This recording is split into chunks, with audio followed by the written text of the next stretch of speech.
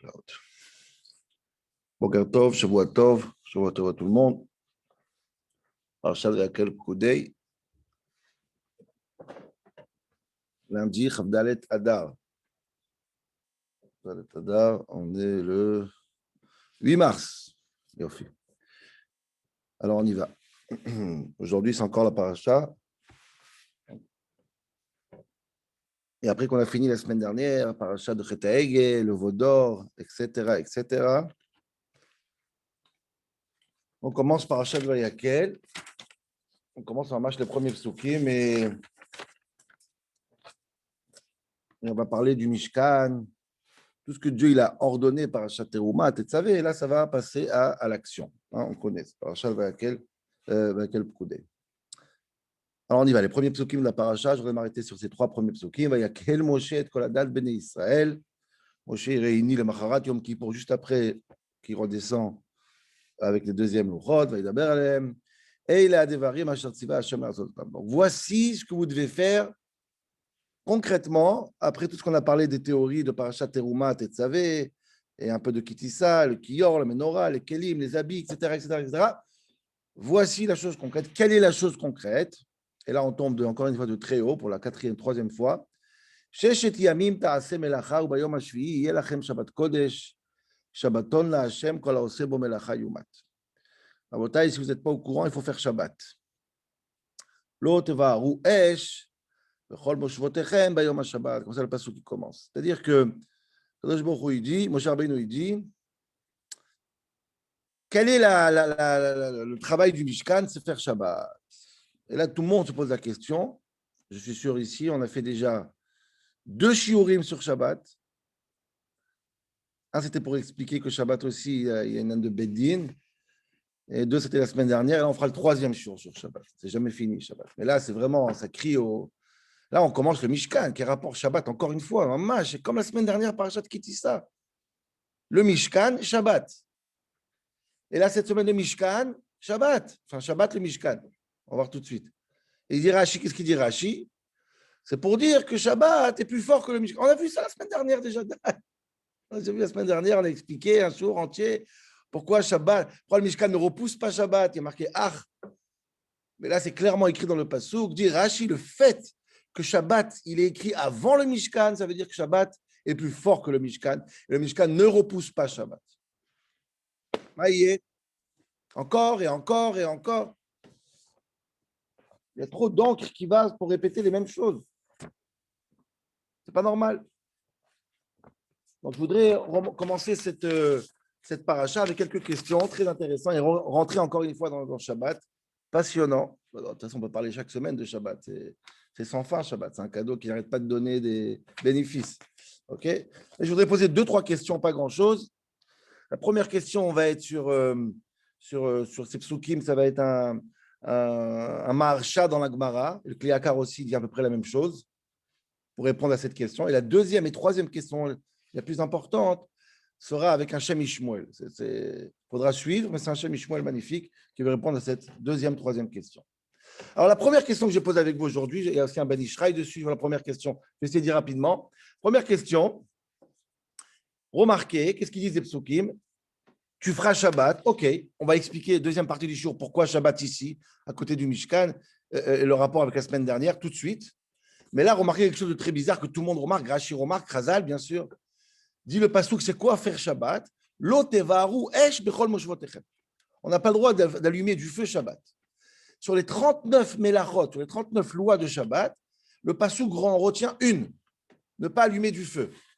C'est le seul que le pasuk retient.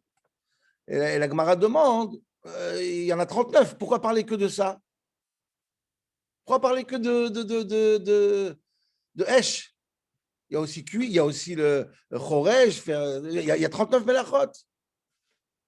Et dit la Gemara, il y a une machlok qui est très intéressante. Moi, je vais le dire en 1 minute pour que le côté halachique. Il y a une machlok de Rabbi Yossi et Rabbi Nathan. Pourquoi on a sorti le feu des 39? Pourquoi on met en valeur 1 sur 39?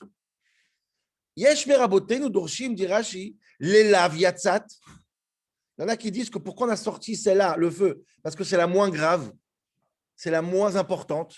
Si toutes les mélachot, si on les fait, on est coupable de mort. Le feu, c'est qu'un lave, c'est que 39 coups. Ce n'est pas trop grave. Et Rabbi Yossi dit non, au contraire. J'ai sorti le feu des 39 parce que c'est le plus important, le feu. Le feu, il mérite la mort. Tout le monde est d'accord que le feu, il est très, très grave. Et j'ai un chidouche. Lechalek yatzat. Ça veut dire quoi? C'est qu'on a sorti le feu des 39 pour que le feu soit un exemple pour les 38 autres. Pour quel exemple? Dit Rabbi Yossi, c'est très. Rabbi Nathan. Dit Rabbi Yossi, c'est quoi l'exemple? On aurait pu penser, si quelqu'un fait 3 interdictions Shabbat, est-ce qu'il paye une fois ou 3 fois? Si c'est Béchogeg, par exemple. 3 corbanotes ou un corban? On aurait pu penser que les 39, c'est un bloc. Dit Rabbi Yossi, non, on a sorti le feu pour dire, comme le feu, il est à part, chacune des 39, elle est à part. Tu vas faire 3, tu seras puni 3. Tu vas faire 5, tu seras puni 5. Ce n'est pas un bloc. Chacun est différent comme le feu est différent. Le feu est tellement grave, tout le monde est à l'image du feu. Les lav yatzat ou les chalek? Est-ce que le feu, on l'a sorti parce qu'il est moins grave ou est-ce que le feu, on l'a sorti pour qu'il donne un chiour aux 38 autres? Ça, c'est la marque. C'est clair, ce n'est pas très difficile. OK. J'ai compris. Alors, pourquoi le feu? Tu peux sortir n'importe quel des 39 et dire de la même manière que celle-là, tu vas être hayav tout seul. Les autres aussi vont être hayav. Pourquoi on a choisi le feu des 39 autres? Qu'est-ce qu'il y a dans le feu de spécial? Okay, c'est la première question de ce chiot. Je voudrais ramener Mamash, le Maharsha, le Kliakar et le Ben Ishraï. Mamash en 2 minutes, parce que le Shamishwa, il est un peu plus compliqué. Mais dit le Maharsha dans la Gemara, il dit c'est très simple, la raison. Mais derrière, c'est une dracha, mais bon, c'est mignon. Dit le Maharsha, la Gemara dit comme ça. Les endroits où on ne fait pas Shabbat, où il y a des problèmes de Chilul Shabbat, de transgresser le Shabbat, Akadosh Baruch Hu, il ramène des incendies. Il ramène le feu à la maison. Et quand est-ce qu'il va brûler le feu? Quand est-ce que l'incendie va être déclenché? Shabbat. Pourquoi? Les gens sont à la choue, les gens ne sont pas à la maison. L'impact est plus grave. Il n'y a personne qui est là, donc le temps que ça peut brûler, ça peut prendre tout ton bien. Donc Dieu, il fait en sorte, entre guillemets, de se venger et faire le feu Shabbat. Si tu ne veux pas qu'il y ait le feu Shabbat, qu'est-ce que tu fais? Là, tu fais Shabbat. Dis le Maharsha, voilà les psukim. Shabbat, Shabbaton la Hashem. Il faut faire Shabbat. Pourquoi il faut faire Shabbat? L'autre va rouèche pour pas qu'il y ait un incendie. Un remède, c'est mignon. Vous avez dit Kliaka. Si tu veux qu'il n'y a pas d'incendie, tu veux qu'il n'y a pas de feu, alors fais Shabbat. D'ailleurs, je ne sais pas si j'ai le temps. Le Ben Ishraï, il a un remède magnifique, très mignon, parce qu'on a fait longtemps qu'on a parlé de Ben Ishraï. Ben Ishraï, il a un remède très, très mignon. Si vous avez, il faut le noter. Il dit comment on écrit Shabbat? Shin, Bet, Taf. Shin, Bet, Taf. Dit le Ben Ishraï, il faut écrire Shabbat autrement. C'est un long Ben Ishraï, j'ai dit vraiment 30 secondes. Le Bet, c'est valeur numérique 2. 2 fois Aleph. Donc, au lieu de marquer Shin, Bet, Taf, marque Shin 2 fois Aleph, Taf. Ça fait Sha, At. Sha, At. Il y a 2 manières de dire Shabbat. Ou Shabbat, ou Sha'at. C'est ou Bet ou 2 Aleph. C'est simple. Donc, ça s'appelle Sha'at. Il explique ça longuement. Si tu transgresses le Shabbat, c'est-à-dire que si tu vas à l'envers, si tu renverses le mot Sha'at, ça fait Ta-esh. C'est quoi Ta-esh? En arabien, ça veut dire Tashma. Ta, il vient, Esh, le feu. Si tu fais Shabbat, c'est Sha'at. Si tu ne fais pas Shabbat, c'est Ta-esh. Bref, voilà, ça c'est le petit bonbon pour commencer la semaine. Quoi qu'il en soit, on va revenir à cette histoire du feu. On va revenir à cette histoire. Mais moi, je vais parler de la deuxième question la plus importante, Rabotai. Il nous reste 20 minutes pour comprendre effectivement ce que tout le monde se pose et pourquoi, encore une fois, cette histoire de Shabbat ici. On l'a vu dans Parashat Yitro, on l'a vu dans Parashat Béchalach, on l'a vu dans Parashat Vayakel, on va le revoir dans Parashat Vayetranan. Dai. Si c'est pour repousser le Shabbat. Et ce qui est incroyable, c'est ça la question du Shem Shmuel, cette question qui est très forte, c'est que si je fais la comparaison avec cette semaine et la semaine dernière, je ne parle pas des 10 commandements, je parle cette semaine et la semaine dernière, ça a à peu près le même contexte.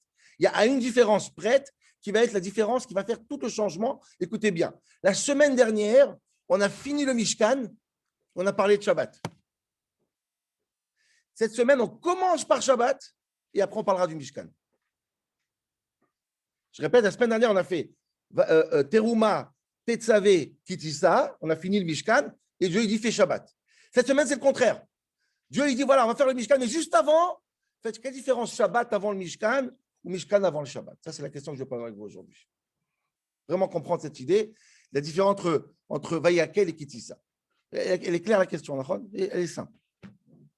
La deuxième question que je vais vous poser aujourd'hui, qui est magnifique aussi, c'est le Rav Hirsch qui la ramène. Elle est très, très belle. C'est que si on croit qu'il n'y a que le feu qui est différent de tous les 39, il ramène le pasouk dans Yirmiyahu ou Hanavi, le prophète Jérémie. Avant la destruction du temple, il fait la remontrance à tout le peuple. Il leur dit, faites confiance à Hachem, arrêtez de faire Chiloul Hachem, arrêtez de faire Chiloul Eretz Israël. Faites Tchouva, Dieu va détruire la terre. Remontrance, remontrance le fameux remontrance de Jérémie. Et tout d'un coup, pendant qu'il fait la remontrance, il s'arrête, comme s'il y a une coupure.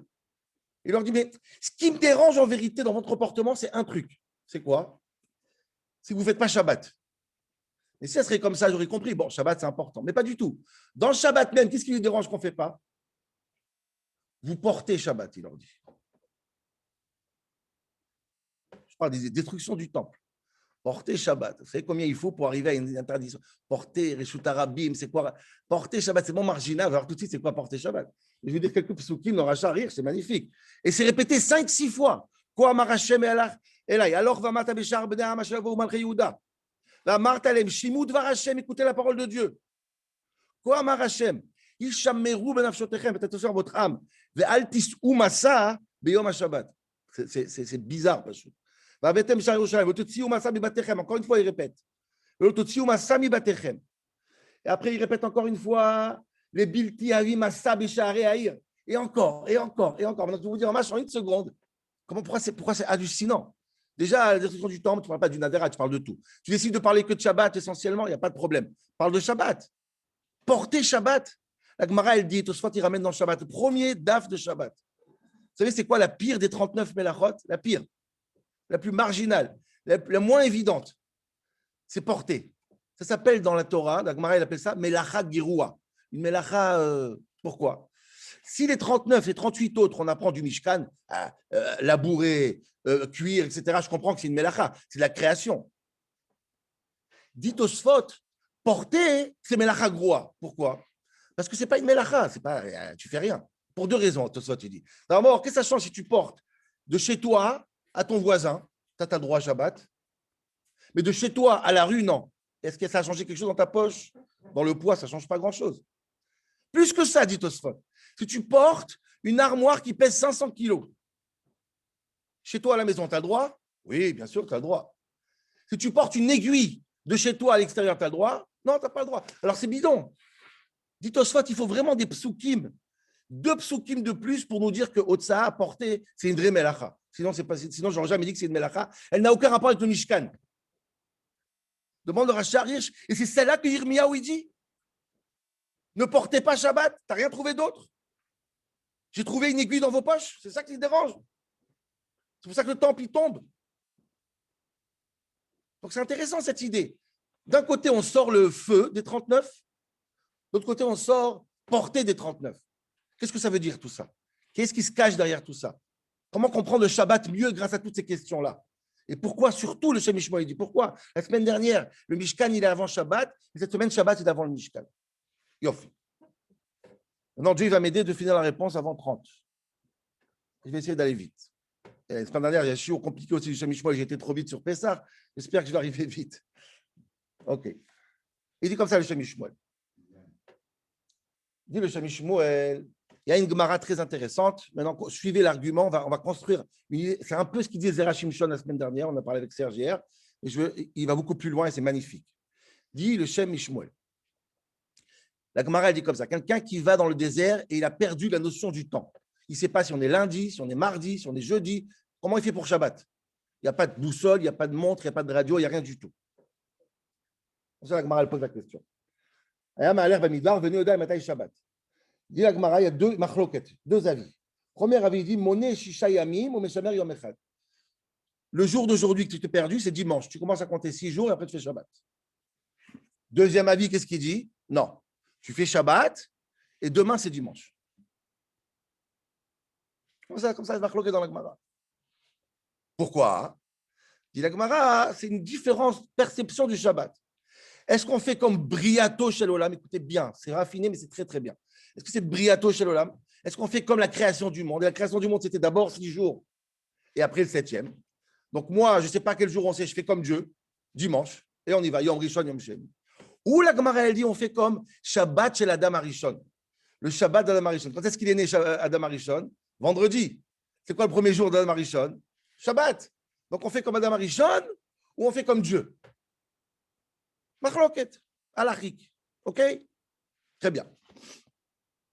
Dit le Shem Shmuel. Ce n'est pas seulement une machloket halachik, c'est une machloket philosophique. Et je vais expliquer ça. Et comprenez bien, si on comprend maintenant, on comprend tout le shiur après. Dit le Shem Shmuel, il y a 2 aspects dans Shabbat. Il y a le Shabbat de Adam Arishon et le Shabbat de Dieu, de la création du monde. Quelle différence entre les deux?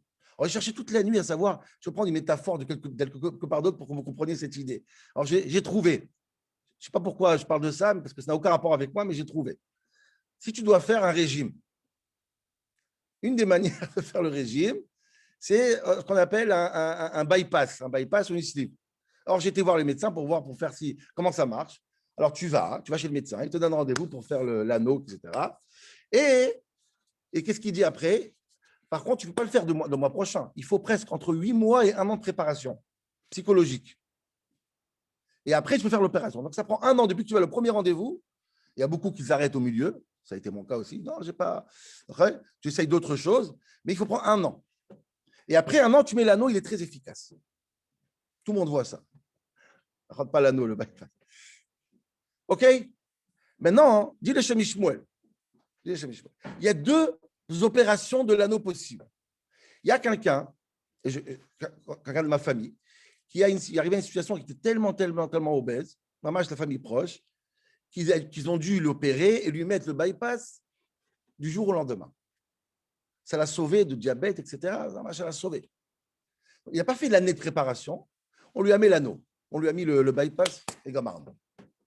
Quelle différence si je l'ai mis en urgence, si je l'ai mis après 1 an? On peut comprendre. Si je me prépare psychologiquement avec une nutritionniste et les choses se font bien, qui est Briato Shel Olam, dimanche, lundi, mardi, il y a des chances que le Shabbat, il va être l'aboutissement des 6 jours. Ça va être efficace. Mais si je mets l'anneau en urgence parce qu'il y a une opération, il était presque au coma, parce qu'il y a un danger de diabète incroyable qu'il faut arrêter tout de suite, alors ça va marcher. C'est sûr que ça marche, c'est un médicament. À long terme, ça ne marchera pas. Ça reviendra, ça pose des problèmes. Pourquoi? Ça a été efficace, mais à très court terme. À moyen terme, mais pas à long terme. Derech Hagav, c'est tellement embaucheur. Shabbat, il a ces 2 aspects. Shabbat, c'est un médicament pour quelqu'un qui est trop plongé dans la semaine. Il faut lui faire un Shabbat. C'est qui? Shabbat Adam Arishon. Il a fait la faute, dit le Shem Shmuel. Il était tellement engorgé. Il fallait lui faire un Shabbat, une opération. Mais après, qu'est-ce qu'il a fait Adam Arishon? Après ce Shabbat, recommence la semaine pour retrouver le Shabbat normal de Kadosh Baruch. Derech Hagav, ce que je voulais dire, Shabbat, on fait Kiddush, on dit quoi? C'est très magnifique, on a fait plusieurs fois un shiur dessus, je ne sais pas si c'est avec vous, mais c'est quoi Vayichulu? Vayichulu, il a 2 traductions, le mot Vayichulu. Vayichulu, ça veut dire finir, aboutir. Vayichale Aham Me'aviv, notre paracha Pekoudé. J'ai fini de ramener, j'ai fini le travail. Le Shabbat, il finit la semaine. Et Vayichulu, ça veut dire aussi les chalot, exterminer. Exterminer. C'est-à-dire quoi? J'extermine le problème qui s'appelle la semaine. Et ça, c'est en urgence, en toute urgence. Il y a un problème, je dois ramener un Shabbat pour calmer le problème. Je suis trop matérialiste. Donc, Shabbat, il y a 2 Vayichulu. Le Shabbat de Dieu, le Shabbat de Adam Arishon. Et la Gemara a dit qu'il a fait exprès de mettre Adam Arishon le 6e jour. Ça change complètement la perception. Moi, j'étais sûr qu'Adam Arishon, et c'est vrai, pourquoi il est né le 6e jour? Parce qu'il est la cerise sur le gâteau. La Gemara a dit, il savait qu'il allait fauter, il a mis le plus proche de Shabbat. Il a besoin de l'opération. S'il serait né lundi, il n'aurait pas tenu jusqu'à Shabbat. Il aurait fait Retetazat lundi, il n'aurait pas tenu jusqu'à Shabbat. C'est intéressant comme comparaison. Bref, donc, ça va, Robert? Donc, vous comprenez qu'il y a 2 sortes de Shabbat. Derech Hagav, c'est bon.